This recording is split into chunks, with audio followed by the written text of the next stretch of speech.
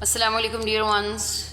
We are doing our poem The Echoing Green from our workbook. So let's start activity B, that is working with words. So the first question that we have here is use these words to complete the sentence on page 39 about the poem. You will need to change the form to make them fit. Like we have the verbs laugh, ring, echo, repeat, happy, merry, loud, joyful, sing, and play. Then here we have the subjects, the verb, and adverbs. And we have made sentences here like the bells rang loudly, the birds sang happily. So we are choosing the words from the previous page that we have been given a box, and from the box we have chosen the words to make sentences like the bird sang happily, old John laughed joyfully, the children played merrily, and the sounds echoed repeatedly. The second question that we have here is have you got the same answers as everyone else in the class? Are there different combination that you can have? You can do it on your own. You can make your sentences and you can do it with your siblings, with your family, as you have no physical classes in your school at this time. And then the activity that we have here is parts of speech and adverbs. In the sentence above, the adverbs tell us more about the verb and are easy to find because they end with ly. Notice the way they are used, like the bells rang merrily. Most adverbs are placed at the end of a sentence. For example, she played happily. They danced gracefully. Sometimes, especially in poetry, adverbs are placed before the verb because the poet is concerned more with the rhythm and rhyme. Many adverbs may be placed at the beginning of a sentence, like afterwards we allowed the horses to rest, and suddenly the horse slipped and fell. So the first question of this activity is complete these sentences by adding adverbs. So here we have sentences. Some adverbs are placed in the middle of the sentence before a verb. For example, the children often practice playing the piano in my house. So how we are going to fill the blanks by adding adverbs like this. The rude boy dash demanded another biscuit greedily. The beggar dash requested another ball of soup humbly. Then the thief spoke dash about all crimes he had committed. The thief spoke proudly. So you can read the following on your own. The second one is try to put the adverbs in the correct place. Use this sign. Okay, the sign is of star. We are going to use it. Like the shops in the village open early. So we are going to use the adverb usually. So the shops in the village usually open early. And we had nearly finished eating when the doorbell rang. So we will place nearly after the helping verb in the sentence. The next sentence is the home team almost lost the match. So these are the places where we are going to place the adverbs. So you can do the remaining sentences on your own. And then vocabulary building. Make longer words by joining the words in A with the word in B. Write the words in the space provided below the boxes. So here we have words in column A, and in box 2 we have words too. So we are going to make the new words by joining them, like man and aged, managed, and then off and 10, often, then at and tact, attacked, then rat and her, rather, then door and way, doorway, then and bout, about, then with and out, without. Then ear and nest, earnest. So these are the words that we have made by joining two words. And next one is more suffixes, adjectives. So add suffix of full, v, ish, mean ish, and aus of the following to the following nouns to form adjectives, like play and playful. So if we add the suffix of full, it would be an adjective, that is playful. So sleep, sleepy, fame, famous, sorrow, sorrowful, peace, peaceful, dirt, dirty, child, childish, glamour, glamorous, then tickle, ticklish. Okay, the second one is use the adjectives in sentences of your own. So here we have the adjectives and here we have made the sentences. The picture given below might help you with your sentences. Like the famous man wept after reading the sorrowful letter. See, with the help of this picture we have made the sentence. The second one, the glamorous lady is looking so pretty, and then she has a ticklish feather in her book. So you can make your own sentences also. The last thing that we have here is abbreviations. So write the abbreviations for the following: Bachelor of Arts, and the abbreviation for this term is BA. Then Mr. is MR, Mr. Then for March we have MAR with dot. Then Northwest we have N.W. So these are the abbreviations for the given words. So the next thing that we are going to do along with our workbook today is the new chapter, that is the toy box. So first of all we will have a look upon the words to know. The first word in this column is adjacent, that means next to or adjoining. Then coal bunker, and it means a storage area for coal or other fuel.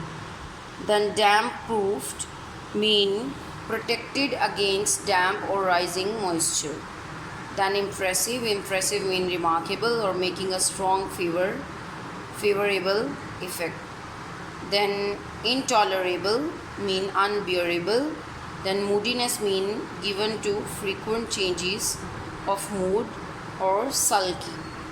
And then prospect mean expectation, a vision of the future.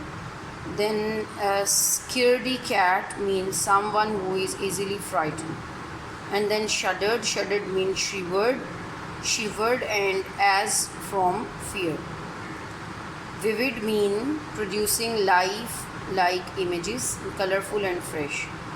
And then well manicured mean neatly trimmed. And then three iron mean a type of golf club. So let's start the reading. What we have in this chapter: don't look, said father as he eased the car into a lower gear, and mother were sitting in the front, Matilda and I in the back.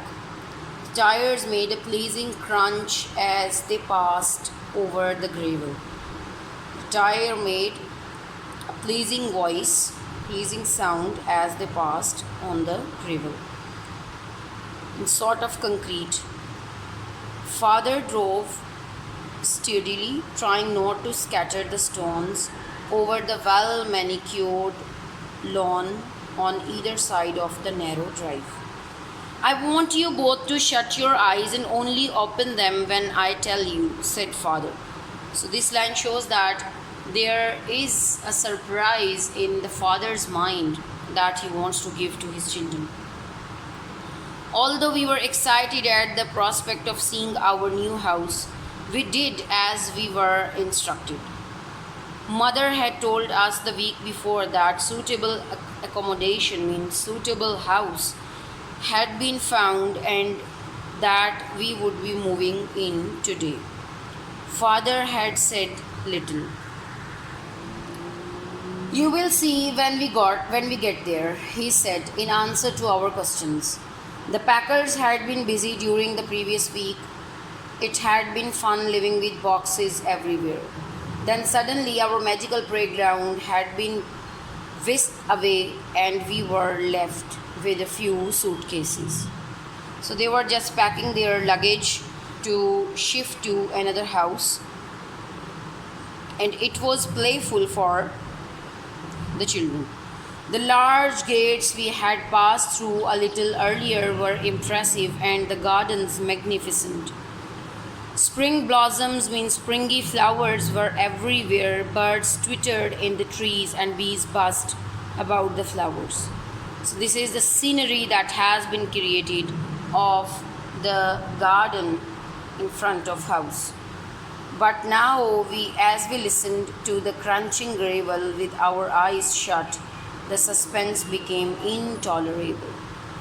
You can open your eyes, announced father at last, as the car ground to a halt.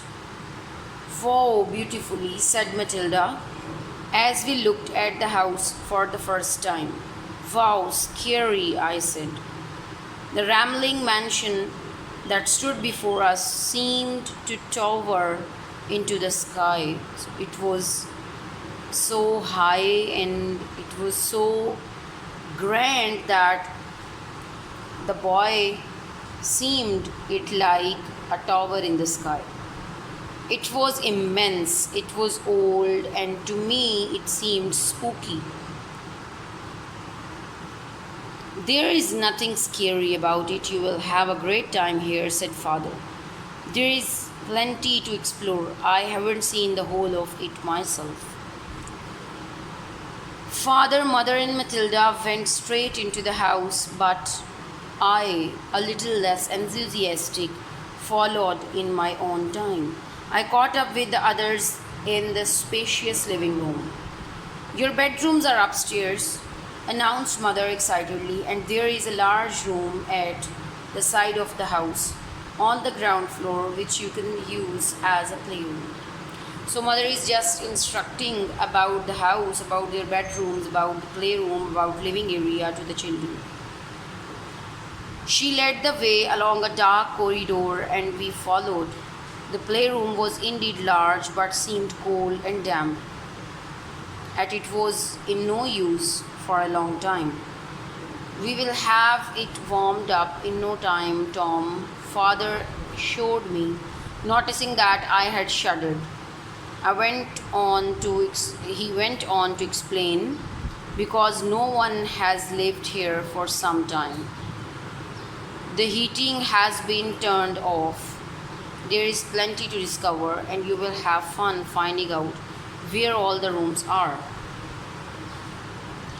An hour later, when we had been through the house from top to bottom, up staircases and down others, and in and out of upteen room, we returned to the playroom. Our large toy box had been placed against the far wall of the room, and Matilda went straight to it to unpack some toys. She took out what she needed and then, answering a call from mother upstairs, ran off to find out why she was being summoned. I stood in silence alone in the large room. It was then that I heard for the first time a feeble cry followed by a long moan. It seemed to come from the box, but this was just not possible. Perhaps a cat has entered the room, I thought to myself, or it is my imagination. I pulled a couple of toys from the box, but when I heard the cry again, I screamed, drove the toy truck I had been holding, and fled. I found Matilda and mother upstairs in my bedroom. So, this is your reading for today's lesson. And we have come to know about the new house of Tom, Matilda, and their parents. And we have come to know that how Tom is discovering new things in the house. And the first meeting with his toy box is not just happy, and he listens, he hears some of the strange, spooky, and some of terrible sounds, and he gets frightened. You can read the story next and you can come to know about the happenings of the story on your own also, and we will begin our reading in the next session.